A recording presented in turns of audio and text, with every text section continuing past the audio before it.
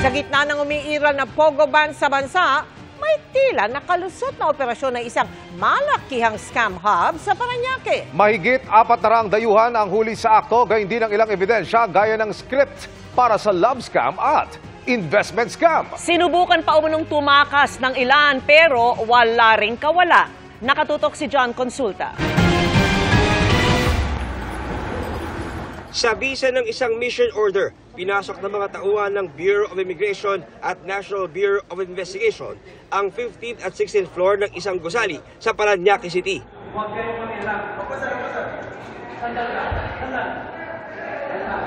Bumungad ang mahigit 400 mga Chinese, Vietnamese, Indonesian at Myanmar nationals na subsob sa kanilang mga computers.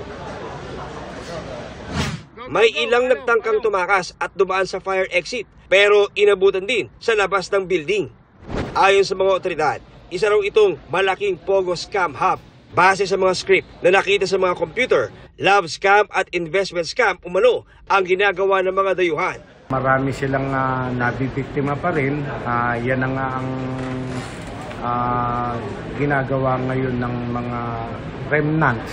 Ika nga, yung mga ayaw pa, matitigas ang ulo, nag-i-stay pa dito sa Philippines to victimize other people pa. Sa kabila ng umiiral na pogo ban ngayong 2025, may nakitang ebidensya ang mga otoridad na magpapakitang wala umanong plano magpaawat ang kanilang grupong inabutan. Nandito sila inabutan, nakupula sila dyan, at ang sabi ng mga tauhan ng Bureau of Immigration, itong mga taong ito ay for training. Sila ay mga bagong sasabak sa paggawa ng mga aktibidad sa Pogo. As of last count, 450 of different nationalities. They're mostly Chinese. Yung operations nila have been the subject of surveillance proceedings for quite some time. Hinihingan namin ng reaksyon ang mga nahuling dayuhan. Isinailalim na sila sa processing ng BI habang i-examine naman ng NBI ang mga nakumpiskang computer at cellphones ng ni-raid na Pogo Scam Hub. Hindi pa, kasi hindi pa nag-renew ng business permit as far as I know. So wala pa silang inspection sa lugar na yun. Ang ginawa nila doon ay ito sa old operation, nagsara kungari, binuksan ulit nila. Para sa GMA Integrated News, John Consulta, nakatutok 24 oras. Sa darating na Huwebes, target i-transmit ng House Secretary General sa opisina ng House Speaker ang 3 impeachment complaint laban kay Vice President Sara Duterte. Inabot ng 1 buwan mula nang ihain ang unang reklamo bago natapos ng Secretary General ang pag-verify sa mga ito. At nakatutok si Tina Panganiban Perez. Tapos nang i-verifika ng Office of the Secretary General ng Kamara ang 3 impeachment complaints na inihain laban kay Vice President Sara Duterte kaugnay sa umano'y paglustay sa confidential funds. As soon as the complaint is filed, pinag-aralan agad nung legal department namin. So, as of today, na-verified na lahat yun. Yung 3, pwede na i-transmit. Magbabalik sesyon na ang Kongreso sa Lunes, pero target ng Secretary General ng Kamara na i-transmit sa Office of the Speaker ang mga impeachment complaints sa Huwebes. Balak daw niya kasing kausapin muna ang mga kongresistang nagsabi sa kanya na maghahain sila ng ika-4 na impeachment complaint o mag-e-endorso ng isa sa mga naihain na. How will you respond to parang impressions na inuupuan niyo po yung impeachment complaints? Hindi naman kasi alam mo, the House of Representatives cannot act on it until magkaroon ng session, no? Which is January 13. So, wala rin gagawin ng House kung on break pa sila. One way or another, I have to transmit the complaint or complaints to the Office of the Speaker. Parang ano na yun, negligence on my part if I will not act on these complaints.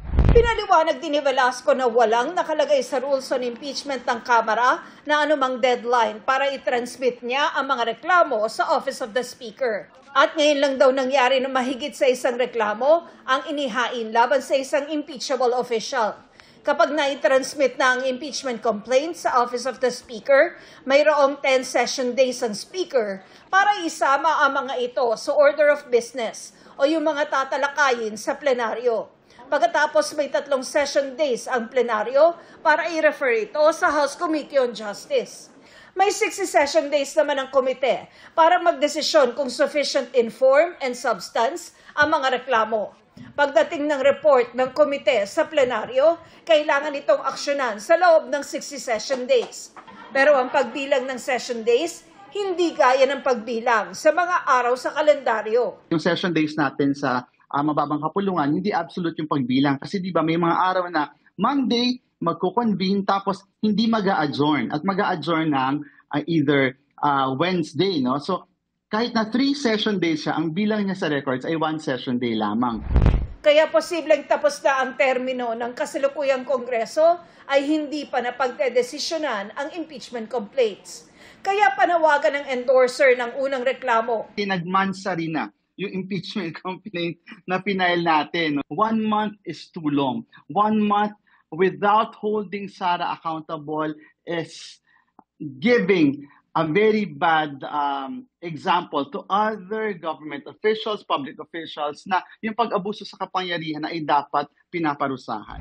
Sinusubukan pa namin makuha ang panig ni VP Sara, pero nauna na niyang sinabi na handa niyang harapin at sagutin ang mga alegasyon. Para sa GMA Integrated News, Tina Panganiban Perez, nakatutok, 24 oras. Pinaghahanda na ng MMDA ang matinding traffic sa Lunes dahil sa ikakasang National Rally for Peace ng Iglesia ni Cristo sa Quirino Grandstand. Nasa 1 milyong membro ng INC ang inaasahang dadalo sa pagtitipon, kaya kansilado na ang pasok sa Maynila at sa Pasay. Nakatutok si Joseph Moro. Nasa 1 milyong mga miyembro ng Iglesia ni Cristo o INC ang inaasahang dadalo sa National Rally for Peace sa Lunes, January 13 sa Quirino Grandstand sa Maynila. Ang rally ikinasa ng grupo kasunod ng kanilang pahayag noong Disyembre na suportado nila ang posisyon ni Pangulong Bongbong Marcos na hindi sang-ayon sa impeachment complaint laban kay Vice President Sara Duterte.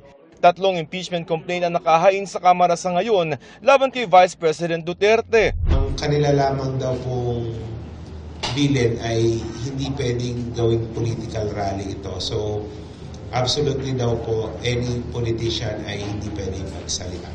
Nakapulong na ng MMDA ang Iglesia ni Cristo na nagsabi raw na darating sa Metro Manila ang kanilang mga miyembro mula sa mga kalapit na probinsya. Ayon sa MMDA, linggo pa lamang inaasahan na nila na dumating ang mga miyembro ng Iglesia ni Cristo dito sa Metro Manila at asahan na raw ang traffic hanggang Lunes ng gabi sa mga apektadong lugar. 15,000 mga sasakyan daw magdadala sa mga ito sa Quirino Grandstand kung saan sila magtitipon-tipon. Kaya hiniling ng iglesia na makapark sa lampas 10 mga kalsada sa Pasay at Maynila.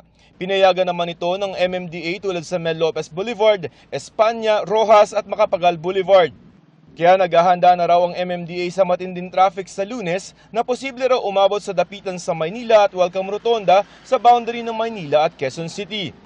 Although i-allow natin yung street parking, 1 lane lang po. So kung 3 lanes po yung karsada, kung saan sila lang, or 2 lanes, dapat 1 lane lang sasakupin. Hindi po pwedeng sakupin yung buong karsada na wala nang ibang makakadaan. Sarado naman ang mga kalye sa paligid at malapit sa Quirino Grandstand tulad sa Rojas Boulevard, P. Burgos at Maria Orosa. Sinuspende naman ng Malacanang ang pasok sa gobyerno at lahat ng antas ng eskwelahan sa Maynila at Pasay para rito. Hindi naman suspendido ang number coding ng MMDA. Yung mga kababayan po natin kung pwede pagpiliban, yung inyong lakad, lalo na po sa may area na Manila, Pasay. May national rally din ng iglesia sa iba't ibang probinsya tulad ng Ilocos Sur, Albay, Iloilo, Cebu, Cagayan de Oro at Davao.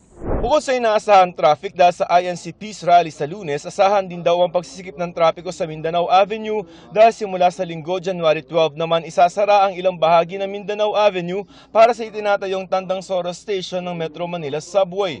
Ang trapiko padaraanin sa ginawang extension sa kalye. Magtatagal yan hanggang taong 2028. Marso naman ngayong taon inasang sisimula ng rehabilitasyon ng southbound lane ng EDSA para ayusin ang drainage at asfalto nito. Inaasang sa katapusan ng taon matatapos ang proyekto. Para sa GMA Integrated News, Joseph Morong, nakatutok 24 oras. Magpapatupad ng maximum suggested retail price ang Agriculture Department sa ilang imported na bigas para matiyak na abot kaya ito. Kung hanggang magkano, alamin sa pagtutok ni Bernadette Reyes. Simula January 20, ipapatupad na ang maximum suggested retail price o MSRP sa 58 pesos kada kilo sa mga imported na bigas. Ibig sabihin, hindi na dapat lalagpas sa presyong yan ang bentahan ng imported na bigas, puwera sa Japanese rice, black rice at malagkit. Ayon yan kay Agriculture Secretary Francisco Chu Laurel Jr. Gagawin ito para masigurong tapat at abot kaya ang presyo ng bigas. Ipatutupad daw muna ito sa Metro Manila at buwan-buwan i-review ang presyo para masigurong naaayon ito sa galaw ng presyo sa world market. Dagdag ng DA, dumaan ito sa konsultasyon kasama ang mga importers at retailers at mga ahensya ng pamahalaan. Naglagay kami nga ng margin na 10 pesos per kilo from importer to retailer. So yun ang 58 natin. Pero ngayon nga world price is bumababa eh. No? So baka yung 58 na MSRP in the future should be lower if the price of the world price continues to go down. Aalisin na rin ang mga brand sa bigas na nagiging dahilan ng ilang mananamantala. Sa halip, papalitan ito ng color coding. Maglalabas pa ng guidelines ang DA ukol dito. Sa takal-takal naman, ipagbabawal ang brands. Ilalagay lang type, kailangan lagay yung origin, ilan % broken, tsaka presyo. Tapos may color coding yung tags. Yung color coding na yun, actually NFA time pa, base sa meeting kahapon with the retailers, many of them are still implementing it actually. Susunod na rin ang paglulunsad ng sulit rice na ibebenta ng 35 hanggang 36 pesos o yung tinatawag na 100% broken. Sa ngayon, mabibili pa lang ito sa ilang piling pamilihan. Samantala, sa price monitoring ng DA kasama ang DTI ngayong araw, kapansin-pansin ang pagbaba ng presyo ng kamatis na umabot kamakailan sa 360 pesos kada kilo. Pero nakaamba naman ang pagtaas sa presyo ng ilang pangunahing bilihin, kabilang na ang sardinas, gatas, kape, noodles at bottled water. Ngayong buwan, magpupulong ang DTI at mga manufacturers para pag-usapan ang presyo ng mga pangunahing bilihin.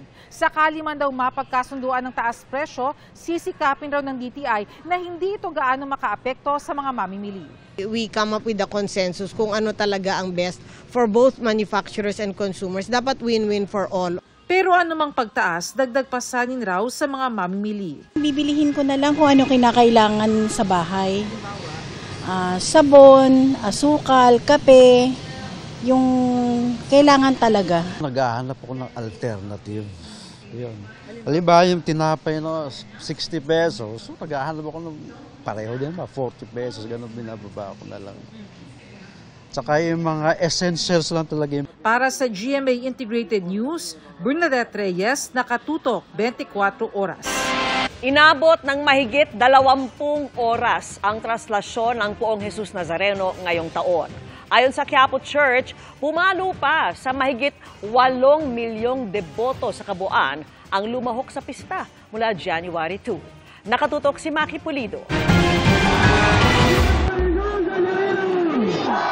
Nasa 4 na milyong deboto ang nakiprosesyon sa traslasyon ng Poong Jesus Nazareno. Sa lahat ng aktibidad mula January 2 to 9, kabilang ang pahalik sa Quirino Grandstand at traslasyon ng Poon, umabot sa mahigit 8 milyon ang lumahok. Sabi ng Quiapo Church, ito na ang pinakamataas na bilang ng partisipasyon ng mga deboto sa pista ng Poong Jesus Nazareno. Wala po tayong naitalang any gulo, any riot, any pagsasagupa, pagsusuntukan o pag-aaway sa ating mga deboto. Bagamat nagkaroon ng mga siksikan, payapa itong naidaos, walang mga pag-aaway na naganap. Higit 20 oras ang traslasyon. Pasado 1:00 ng madaling araw nakabalik ang andas sa Quiapo Church. Ang mabagal na prosesyon dahil daw sa dami at agresibong mga deboto ngayong taon na sinabayan pa ng magandang panahon. Perfect weather po yung kahapon. Kung napansin ninyo, hindi ho halos uminit ang panahon. Makulimlim pero hindi naman umuulan. Kaya ho ang mga tao hindi natitinag sa kalsada kahit na ho kalagitnaan ng tanghali. 2 beses din kinailangang putulin ng lubid dahil pumulupot sa gulong ng andas sa kanto ng Taft at Finance Street at pumailalim naman ng lubid pagdating sa Plaza del Carmen sa San Sebastian Church. Matapos ho ng dungaw, hindi namin maigalaw ang andas dahil sa pumasok ho ulit sa ilalim yung lubid. Kailangan ho natin putulin dahil nasa ilalim no. Pinutol namin sa ibabaw. Kaya ho, mula Plaza del Carmen hanggang Plaza Miranda, wala na hong lubid ang ating andas. Nakunan din namin na bago maputol ang lubid, may mga debotong kumagat dito at kumuha ng hibla. Dahil hirap makausad ang andas ng walang lubid, bandang ZP de Guzman, mga pulis na mga ihos de Nazareno rin ang nagbantay para bumilis ang daloy ng traslasyon. Sinadya po namin talaga na pagsuotin sila ng kanilang tactical uniform para mas papakita sa mga deboto na gusto na ho nating pabilisin yung pagsalya ng ating andas.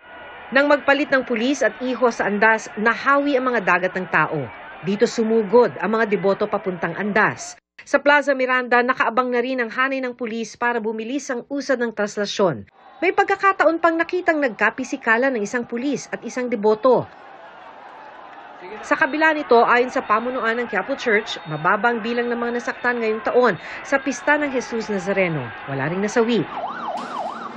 Mahigit 900 ang itinakbo sa mga first aid tents, higit 500 ang itinakbo sa mga ospital, batay sa tala ng Department of Health. Usually ang mga naisusugod sa ospital, definitely yung mga nahihimatay. Sa kabila ng paulit-ulit na pakiusap ng simbahan, may mga sumampa pa rin sa andas. Pero mas kaunti na raw ito kumpara sa mga nakalipas sa traslasyon. Ngayong taon, wala nang matutungtungan sa gilid ng andas. Pag-aaralan pa kung may iba pang pwedeng gawin para hindi na ito masampahan. Hindi namin sinasabing mababago ang andas. Nagkakaroon lang tayo ng mga enhancement, improvements and renovations dahil nga natututo tayo sa bawat taon. Para sa GMA Integrated News, Maki Pulido Nakatuto, 24 oras. Arangkada na simula sa linggo ang pagpapatupad ng gun ban at mga checkpoint sa pagsisimula ng unang araw ng election period.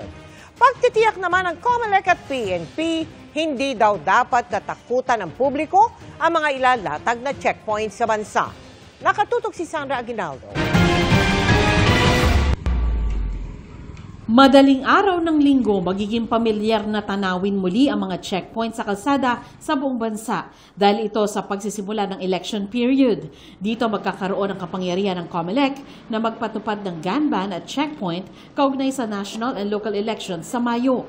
Para iwas aberya, naistiyakin ng COMELEC at ng pulisya na hindi katatakutan ang mga checkpoint. Meron itong marked vehicle, meron itong signage kung saan nakalagay yung pangalan ng team leader. Yung mga nagmamana ng checkpoint, naka-properly uniform. May mga nameplate. At nasa well-lighted area kung gabi. Sa panig ng motorista, pinapayuhan ang lahat na makipagtulungan kapag pinahihinto ng mga otoridad. Pagkagabi, pag tayo papalapit sa checkpoint, patayin na natin yung headlight. Then buksan natin yung cabin light. Makipag-cooperate naman tayo. Wala namang magiging problema dito. Paalala ng Automobile Association of the Philippines, ilang simpleng tanong lang ang dapat tinatanong sa ganitong sitwasyon. Hindi kailangan bumaba ng sasakyan, hindi naman pwede rin kapain yung mga passenger at saka yung driver because the main purpose is 1 or 2 questions. The basic engagement, saan ho kayo galing, saan ho kayo pupunta, tiga saan ho kayo, at saan kayo pupunta. If you cannot answer the basic question, you will escalate the conversation to say, mukhang mayroon kayong tinatago. Pwedeng silipin ng mga otoridad ang inyong sasakyan pero limitado ito sa kung ano lang ang kita ng kanilang mata o yung tinatawag na plain view doctrine. Sa pag-implement ng checkpoint, ma'am, check lang natin dito yung plain view doctrine. Yung i-apply lang natin, titignan natin kung may mga nakikita tayong mga ipinagbabawal, yung mga illegal na items dyan, katulad ng barel. Kung wala naman, hindi natin i-require na buksan nila yung compartment, buksan nila yung trunks para mahanap natin ito. Maliban na lang daw kung may sapat na dahilan para paghinalaan siya dahil sa kakaibang kinikilos at kung may impormasyon ng mga otoridad tungkol sa kanya. Pagtitiyak naman ng mga otoridad, magiging maingat sila sa pagsunod sa regulasyon. At kailangan namin ng sambayanan dyan upang ma-report upang masabi sa amin ano pang dapat na adjustment ang dapat gawin natin. Yung nagta-traffic man o nai-istorbo, pasensyahan nyo na po, para sa inyo rin naman lahat yan. Para sa GMA Integrated News, Sandra Aguinaldo, nakatutok, 24 oras. Happy Friday na mga kapuso! Mabilis na chikan tayo para updated sa Showbiz Happenings. Attention Army! Magbabalik Pilipinas si J-Hope ng BTS this 2025. Para yan sa kanyang solo concert na Hope on the Stage Tour. Kaya ngayon pa lang, good luck na sa Ticketing Army! Looking classy and elegant ang Sparkle Star Opa na si Kim Jisoo bilang cover ng isang magazine. Siyempre, pinusuan niya ng kanyang fans dahil sa kanyang flawless look. Tuloy-tuloy rin ang paghahanda ni Sparkle Star Sky Chua para sa kanyang upcoming competition na 2025 FISU Winter World University Games.